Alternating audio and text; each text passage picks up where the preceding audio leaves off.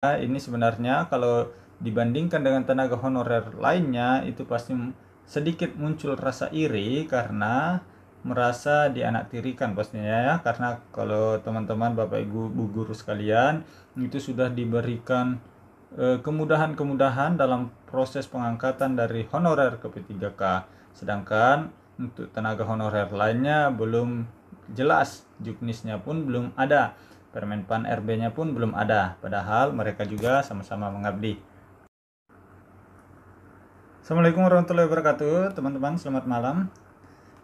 Ketemu lagi dengan channel Almahya dengan saya Andika Saputra. Teman-teman, di sini ada berita dari possoloraya.com memberitakan selamat tidak ada tes P3K untuk 3 guru honorer ini, ada yang langsung penempatan dan jadi ASN.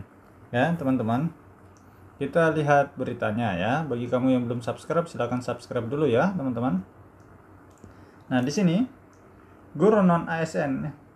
Oh, ini sudah langsung lewat ya. Kita ke halaman 1 dulu. Oke. Nah, di sini ya, teman-teman. Adanya tes dalam seleksi P3K menjadi hal yang benar-benar harus disiapkan oleh guru honorer.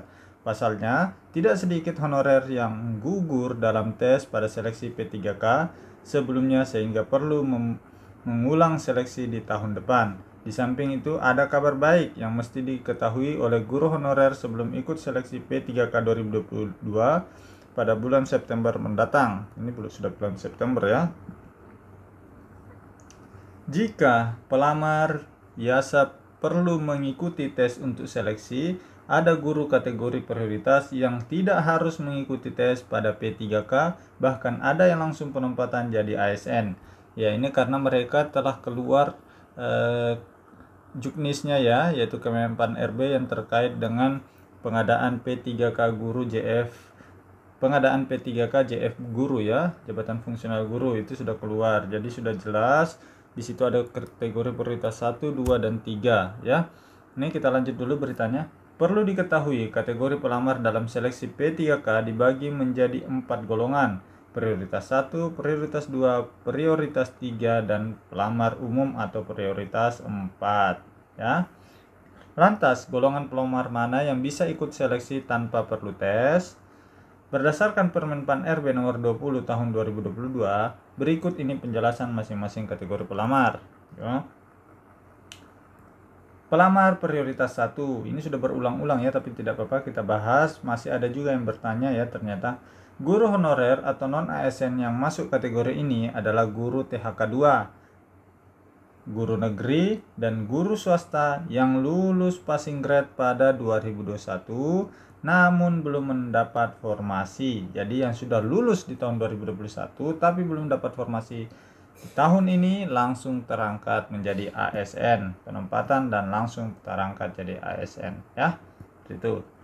Terus selain itu, guru lulusan PPG yang sudah lulus passing grade dan belum mendapatkan formasi P3K di 2021 juga menjadi pelamar prioritas 1 ya. Ketika pendaftaran dibuka, guru prioritas 1 akan langsung ditempatkan kategori prioritas 1 dan dapat segera login ke akun SSC ASN dan melakukan konfirmasi. Ya, penempatan guru prioritas 1 berdasarkan data Dapodik. Jika masih ada formasi yang belum terpenuhi oleh prioritas 1, maka akan dilanjutkan ke prioritas 2 dan 3. Ya, seperti itu.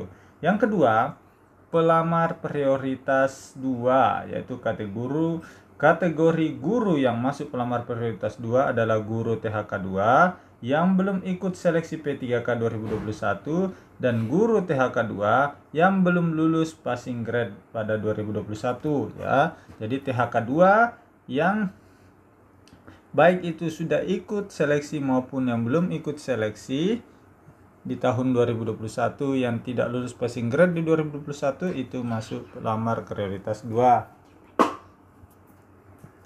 Terus yang selanjutnya diberitakan mekanisme seleksi akan dilalui prioritas 2 yaitu seleksi administrasi, berkas, dan verifikasi saja. Proses seleksi dilakukan oleh pihak Kemendikbudristek.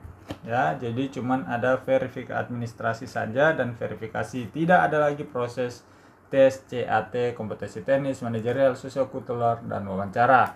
Lantas siapa yang mendapatkan soal-soal itu? Nanti kita lihat di bawah ya.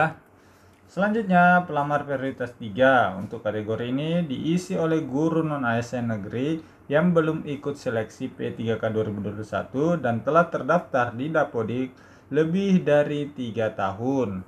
Ya, seperti itu. Selanjutnya, guru non-ASN negeri yang belum lulus passing grade pada P3K 2021 juga masuk kategori prioritas 3. Ya, mekanisme seleksi yang akan dilalui prioritas 3 yaitu seleksi administrasi berkas dan verifikasi. Proses seleksi dilakukan oleh pihak Kemendikbudristek. Hal ini dapat dilakukan jika formasi belum terpenuhi oleh prioritas 2. Jadi, semoga masih ada jatah kosong untuk dari prioritas 2 belum terpenuhi, bisa diisi oleh prioritas 3. Lantas, untuk pelamar umum atau prioritas 4, jika masih ada formasi ya, pelamar prioritas 4 akan diseleksi melalui tes CAT UTBK, di mana di dalamnya itu yang muncul itu ya, kompetensi teknis, manajerial, sosiokultural, dan wawancara. Maka dari itu teman-teman silakan belajar. Jika mau melihat contoh-contoh soal yang muncul di tahun-tahun sebelumnya, silakan beli buku ini ya. Caranya klik link yang ada di kolom deskripsi untuk mendapatkan buku ini, supaya teman-teman, Bapak Ibu guru semua yang masuk dalam kategori prioritas 4 ada bahan belajar untuk menghadapi tes P3K. Ya, adapun pelamar prioritas 4 adalah guru honorer sekolah negeri yang masa kerjanya di bawah 3 tahun, lulusan PPG, dan guru swasta. Itu masuk kategori prioritas 4. Dengan ini dapat diketahui bahwa guru honorer dalam prioritas 1 tidak perlu tes dan langsung penempatan sekaligus menjadi ASN. Ya. Prioritas 2 dan 3 tidak perlu tes, namun harus mengikuti seleksi administrasi terlebih dahulu. Sementara prioritas 4 atau kategori umum menjadi satu-satunya kategori yang harus tes dalam seleksi P3K. Ya. Oke, Bapak Ibu guru sekalian, semoga ini bermanfaat. Saya doakan semua proses peralihan dari honorer ke P3K guru, Bapak Ibu sekalian bisa berjalan dengan lancar ya. Ini sangat diberikan kemudahan untuk para Bapak Ibu guru sekalian. Ya, ini sebenarnya kalau dibandingkan dengan tenaga honorer lainnya itu pasti sedikit muncul rasa iri karena merasa dianaktirikan pastinya ya, karena kalau teman-teman Bapak Ibu guru sekalian itu sudah diberikan kemudahan-kemudahan dalam proses pengangkatan dari honorer ke P3K, sedangkan untuk tenaga honorer lainnya belum jelas, juknisnya pun belum ada, Permenpan RB-nya pun belum ada, padahal mereka juga sama-sama mengabdi. Oke, selamat untuk Bapak Ibu guru sekalian, pasti ini sangat-sangat mudah untuk Bapak Ibu guru sekalian untuk menjadi seorang P3K di tahun 2022 ini. Oke, sekian, terima kasih, semoga bermanfaat. Assalamualaikum warahmatullahi wabarakatuh.